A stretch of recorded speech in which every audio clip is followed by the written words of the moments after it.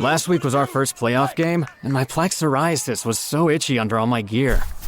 Sometimes just thinking about scratching could take me out of the moment. And then my doctor told me I could get clearer skin with a pill called Otezla. Otezla apremilast is a prescription medicine used to treat adult patients with plaque psoriasis for whom phototherapy or systemic therapy is appropriate. Otezla can help you get clearer skin after just 4 months. Okay, ready for the next game. Talking to my doctor about a pill was a total game changer. Don't use Otezla if you're allergic to it. Get medical help right away if you have trouble breathing or swallowing, swelling of the face, lips, tongue, throat, or arms. Severe diarrhea, nausea or vomiting, depression, suicidal thoughts, or weight loss can happen. Tell your doctor if any of these occur and if you have a history of depression or suicidal thoughts. Live in the moment. Ask your doctor about Otezla. Call 1-844-4-OTEZLA or visit Otezla.com for prescribing info about cost, and more. It's The Other Side of Midnight with Frank Morano.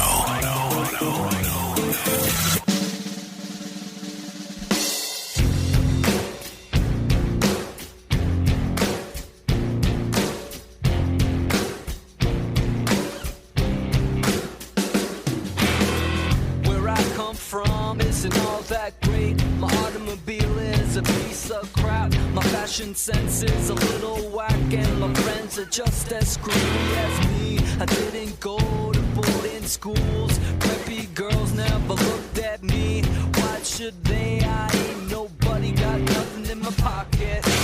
Beverly Hills, that's where I want to be. Living in Beverly Hills, Beverly Hills, rolling like a celebrity. Weezer singing about Beverly Hills. Last week, I had the opportunity to interview Scott Huver. If you didn't get to hear the interview, I would suggest you go back and listen to the podcast. It's available at just by searching Frank Morano Interviews and More on any podcast app. And I knew that I was going to be interested in what Scott had to offer because I've been following his reporting for a long time, and I know he just has such an interesting perspective on crime in general, but particularly the interesting personalities involved in the crimes of Beverly Hills.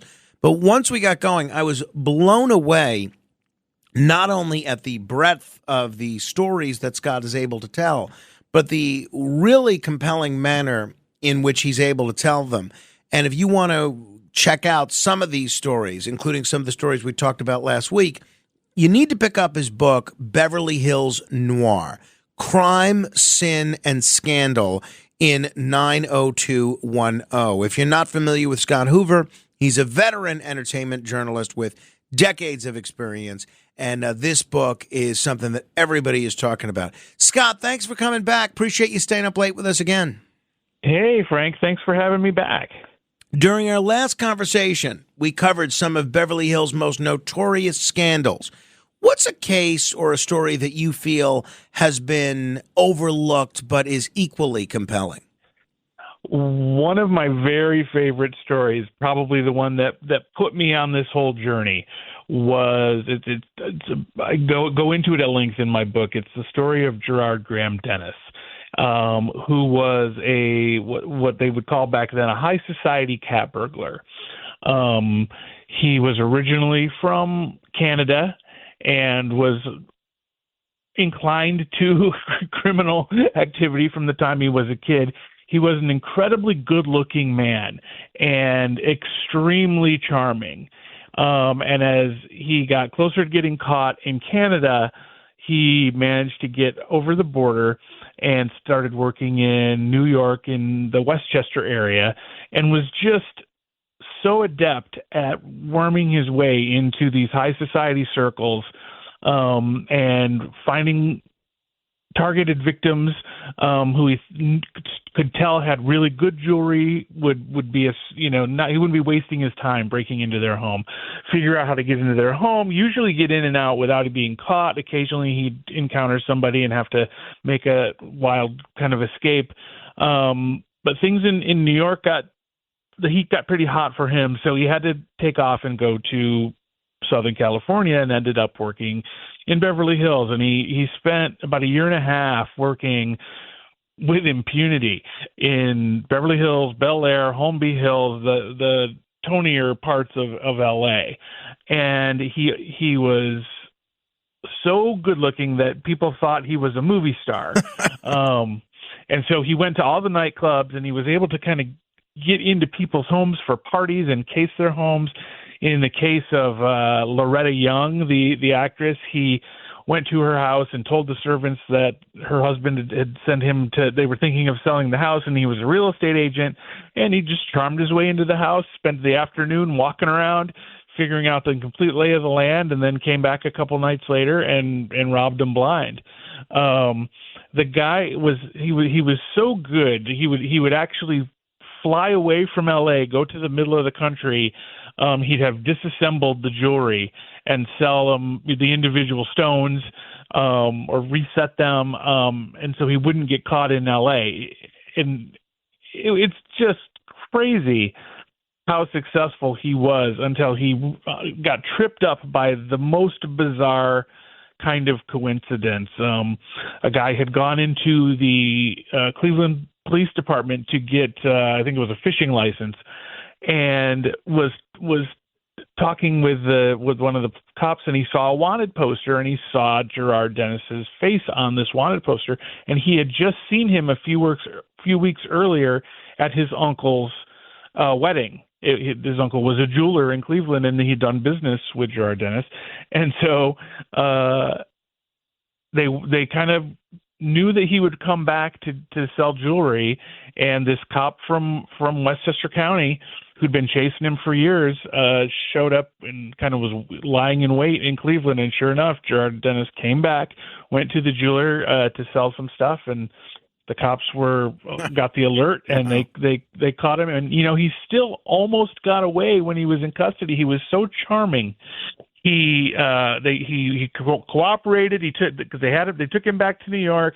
He was going around saying, "I robbed this place. This is what I took." He was trying to admit to everything so he could get off easier.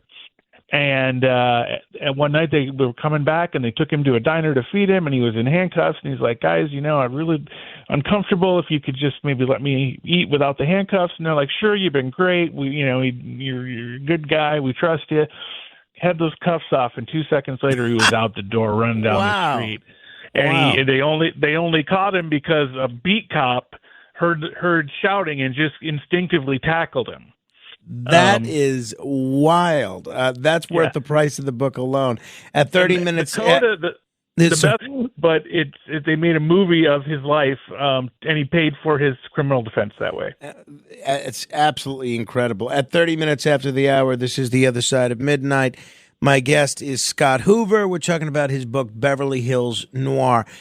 After a book is released, it's not unusual for people to read the book or hear a story like the one you just told and reach out to you and say or any author, and say something like, "All right, well, hey, if you think that's the real story, you should hear what the real story is." After your book's release, have you uncovered any new information about the stories you chronicled, either because of additional research or because of people reaching out to you or anything like that? It's inevitable that it's going to happen. I knew it when I was writing it, because I'm such I never want to stop looking for new information, and I was finding stuff right down to the wire. Even while I was proofreading, I found a new piece on the Gerard Dennis story. And so it hasn't happened quite yet, but the son of one of the people in the stories reached out to me on email and said that he was happy with the way I had told the story, and he said there were just some really minor little inconsistencies, but he wanted to talk to me about them. And we haven't had a chance to get together yet, but I'm looking forward to that, because I want to find out what else he'll tell me that I don't know. And it's the story of the movie producer Walter Wanger and his wife, the film actress Joan Bennett, Their marriage was starting to fall apart when Wanger's career hit the skids, and she was carrying the financial burden for the family, and her agent was really giving her a lot of work to keep that going, and the two of them started to have an affair. Walter Wanger got wind of it, had private detectives following them. There's a lot more to it, but ultimately he confronted them in the parking lot of the talent agency, which was the biggest Hollywood talent agency in the world at that time, and ended up shooting his wife's lover in the crotch. So the guy that reached out to me was the son of the victim who got shot in the crotch. My goodness. The Greystone Mansion murder-suicide has been the subject of endless speculation. You think there's any chance the full truth will ever come to light, or is that going to remain a perpetual unsolved Hollywood mystery? I try to think about what could reveal what the real truth was. And I guess it would have to be that somebody in the family from way back when kept some kind of diary. Or some kind of written record, or stashed away something, and it would take a member of the family now to put it out there for public discussion. I don't think there's anything left that there's nothing in like some old police locker anywhere. I think that's long gone because it was so long ago. But there, I kind of hold out hope, or maybe there was a story that was passed down to, the grandchildren, and one of them will write a book one day and tell it. But I really feel that that's going to probably stay shrouded in mystery for as long as, as long as any of us are going to be around. And what year was that again? 1929. And that's what's great, is that you do run the gamut from crimes that took place in the 20s all the way to almost the present day. And the only constant, it seems, is that there's always been interesting figures in Beverly Hills committing or being victimized by interesting crimes. If you're just tuning in, this is The Other Side of Midnight. I'm Frank Morano. My guest is Scott Huver. Scott, Bugsy Siegel's murder is another infamous crime tied to Hollywood. What does that case reveal about the intersection of crime, power, and entertainment in that era? What's so interesting about that one, and I know a good deal about it because that happened in Beverly Hills. His assassination happened in Beverly Hills. It was just too big a story to include in this book. Sure. It's its own book. Maybe volume 2. Yeah, maybe volume 2, or maybe a little spinoff, because it's so fascinating. And what, he was another one who was handsome and charming, and as dangerous as he was, he had an appeal to the people of LA, to the show business community at the time in the 40s. He fancied himself. He was sent to LA by the New York mob to take over running the city on a criminal level. And he didn't quite succeed because he was constantly at odds with Jack Dragna, who was the Chicago mob boss that was trying to run LA. And then, of course, the police department was notoriously corrupt, and they were essentially the criminal enterprise that was running LA.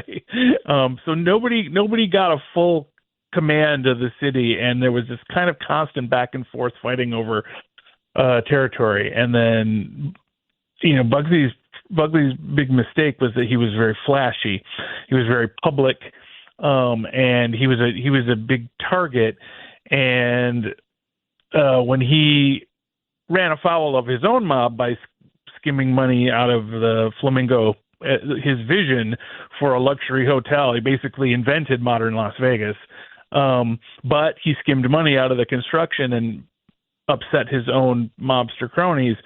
And I think, I talked to the detective. He's passed away now, but there's a detective on the police force in Beverly Hills who was working on cold cases like this. And he pretty much felt that he had figured out what happened with Bugsy Siegel. We just needed, he was just looking for one more little piece to prove it so he could call it closed, but he never was able to quite do that. But the theory, was that the New York mob did not kill Bugsy for betraying them, but they let it be known that if Bugsy was killed, there would be no repercussions. And so Jack Dragna, his big rival who represented the Chicago mob, took that opportunity because they hated each other to, send somebody out to kill Bugsy. And because Bugsy was so public, it was pretty easy to find him. ChatGPT Plus is free for college students through May. Here's the thing. You've got a lot to do between now and then. Studying for finals, writing papers, trying to keep your life on track. And ChatGPT can help with all of it. It can quiz you for your econ exam, make a study guide from your French notes, plan out your meals and study breaks. It can get really specific on how you like to learn. It can even help you come up with ways to stop procrastinating. So from now until summer break, take advantage of all the ways ChatGPT can make your life easier. Restrictions apply. You've created a cool indoor retreat. Now let Mighty Pine provide the quiet and energy-efficient comfort you can depend on with a range of innovative cooling solutions like the Carrier Infinity Heat Pump that delivers premium home heating and cooling performance. Learn more at mightypinehvac.com. You make it a home. Let Mighty Pine make it more comfortable. Rebates, incentives, and financing are available for a limited time. Mighty Pine and Carrier. Turn to the experts. That is wild. I hope that does make it to volume 2, because that's something that has fascinated people forever. It's what role do you think the media plays in creating and perpetuating the mystique of Hollywood crimes and scandals? Why do some Hollywood crimes endure forever? That people make movies about them, people debate them, people write books about them, and others, I don't know, they don't. How come? How does that work in your view? It's the fascination about the lifestyle of particularly the Hollywood community. I mean, there's always an interest in true crime in general, always has been and always will be. But you throw in Hollywood into the mix, and we all see the movie stars and the moguls and the directors, and we fantasize about that life that they live because it's portrayed by the media as pretty glamorous, and we're constantly, trotting them out for public consumption. And it's easy to kind of envy them, even as you want to be them. But when they run afoul of the law, there's a weird validation, I think, that we all feel where we're like, oh, see, their life's not so perfect. Mm-hmm. It's Schadenfreude. Yep, we feel a little bit better about ourselves, and then there's the drama. It's another exciting narrative to look into and kind of meditate on. And then if you really do like that celebrity, even though you're having the Schadenfreude, then you get to kind of root for them potentially if you're on their side, see them go through the court system and what happens, and then maybe root for their comeback in Hollywood. So there's just a lot of ups and downs that make it kind of a fun narrative to watch from the outside looking in and just say well, I got a small house. I got just, I have what I have, but I don't have all that, but I'm not, behind bars. Nobody tried to kill me. I didn't try to kill anybody. It's always going to be fascinating. And then it becomes part of the lore of Hollywood or the lore of that particular celebrity. It's a tried and true kind of formula. Has the public's appetite for these kinds of stories changed over time, or do we still consume them in much the same way that we did decades ago? Having done the research for some of these older stories, I really saw how in many ways very little has changed. These stories were covered in a fever pitch when they were occurring. Even, some of the ones that have been forgotten over the years by the current generation, when you look into it, you're like, this was a sensation. Like the story I just told you about Gerard Graham Dennis. Mm-hmm. You've never heard of it before, but the coverage of it when it happened was insane for a year. And then he disappeared into obscurity after that. So there is that. But I also think that there's so much more interest now than there ever has been, particularly in the high-profile celebrity stuff. And I wrote a piece for the trade paper, The Wrap, I would say that the Menendez brothers really paved the way for that, which is another Beverly Hills case, and another one that was too huge to kind of fit into an anthology book like this. But, the Menendez brothers came around at the time of the advent of court TV and the tabloid television shows like A Current Affair, and the proliferation of the talk shows, the Geraldos and the Sally Jesse Raphaels on top of Oprah and Donahue and all that.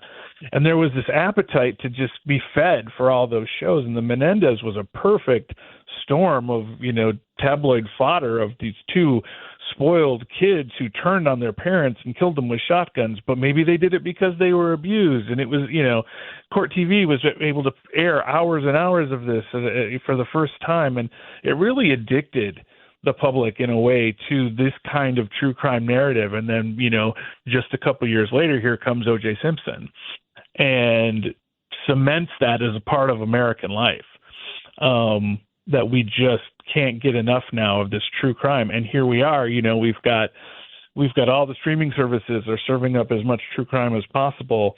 There's not enough celebrity true crime to satisfy the appetite. Celebrities have been on pretty good behavior lately. Yeah. They learned their lesson. Now, you didn't write about the O.J. case in your book, right?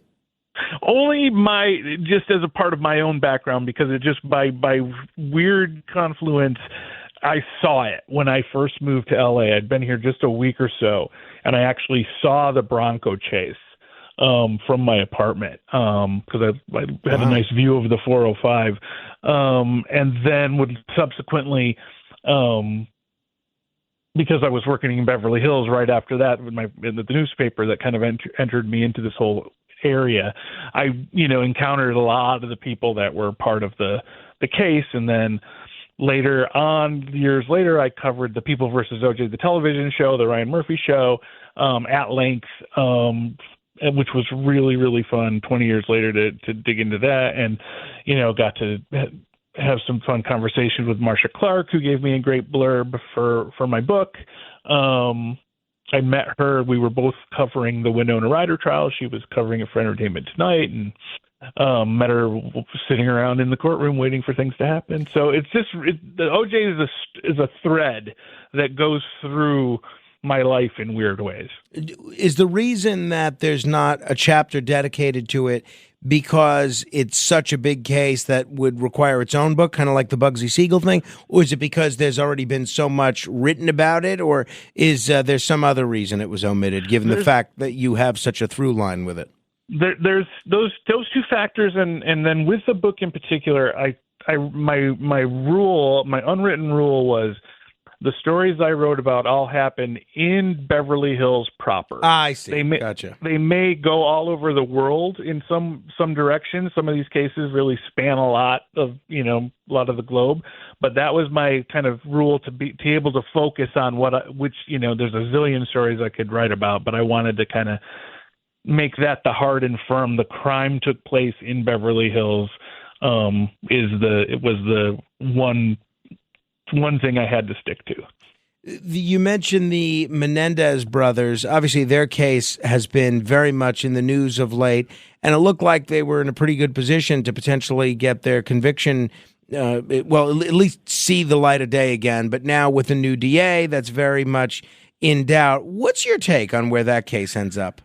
Oh, it's so interesting. I had a strong feeling that if Nathan Hochman got elected, that everything was going to change, and that does seem to be the case, because he really ran on a tough on crime kind of platform, and the very unpopular DA George Gascon before him was considered to be very soft on crime, and he was the one who really opened the door on altering, the situation with the Menendez brothers. So I think there's a dialogue going on. I think the family is starting to lose hope. I think it will be explored. I think Hochman is kind of now at this point obligated to bring his conclusions before the public and present them. I don't think it's just going to fade away. But I wouldn't be going to Party City to buy supplies for, get out of jail parties for the brothers. Understood. Hey, before we run out of time, you have an interesting chapter that deals with the era of the lifestyles of the rich and famous of the 1980s called Dog Day Afternoon. Who's this about? This one is set, it takes place in 1986. It was on Rodeo Drive, at the height of Rodeo Drive coming into its own as this, world-class shopping destination, with the designer brands and over-the-top luxury, that it was really having its biggest moment, I would say, at that time. And kind of scruffy drifter walked into the Van Cleef & Arpels jewelry boutique with the intention to hold them up. And because it was such a secure building and the police got the silent alarm and came so fast, he got trapped in there with several employees. And the situation turned into a day-long hostage standoff. And one of the things that happened was that the police had shut down, as they would normally do, they'd shut down all of the telephone access to the store, but there was one line that was registered to a different address that they did not know about, that went right into the store. And the media had gotten that, found that line, and were calling in and talking to the gunman and really stirring him up because the situation didn't look good for him. There was, the police, the LA County SWAT teams were outside, and he got very agitated. And in the course of the day, he ended up killing two of the hostages, because they were, one of them was very panicky and was really having a breakdown. She was so scared. And the other one was a security guard who kept challenging the gunman, so he ended up getting killed as well. And then after a day of this weird lockdown on glamorous Rodeo Drive, the first lady at the time, Nancy Reagan, was staying literally a block away in the Beverly Wilshire Hotel on lockdown because she just happened to be in town, and that store was where Ronald Reagan had bought her engagement ring when it was in its previous incarnation. So anyway, at the end of the night, the manager of the store convinced the gunman that he could get him to his home. They could all get out of there. And he was trying to make sort of a desperate play to give the police an opportunity to capture him, rescue them. But he convinced the gunman he'd take him in his car. He'd go to his cabin. Nobody would be the wiser, But in the attempt to get to the car, there was a miscommunication with the LA County SWAT team. They mistook the store manager for the gunman, and they accidentally shot him. At the same time, they launched these flashbang grenades that give those big, bright explosions to disorient, and they hit them too close to the gunman and the other hostages, and they caught on fire. Oof. And were severely burned. So it ended really, really tragically. Oof, I'll say so. Jeez. I would say that's probably the worst thing that's happened in Beverly Hills. It was a tough day. Can't imagine it being much worse than that. Scott Huver, the book is Beverly Hills Noir. Scott, thanks. We'll chat again. Awesome. Good talking to you. Thank you. If you want to comment, you could certainly do so at 646-720-0635. That's 646-720-0635. This is The Other Side of Midnight. Straight ahead.